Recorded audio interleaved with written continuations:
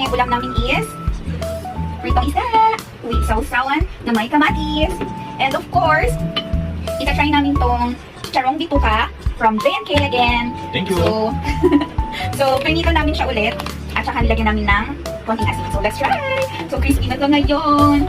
At gumawa ako ng sausawan, vinegar.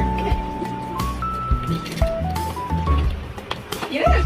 Ang harap! Patag. Ang harap! Hindi ko ito totoo. Hindi.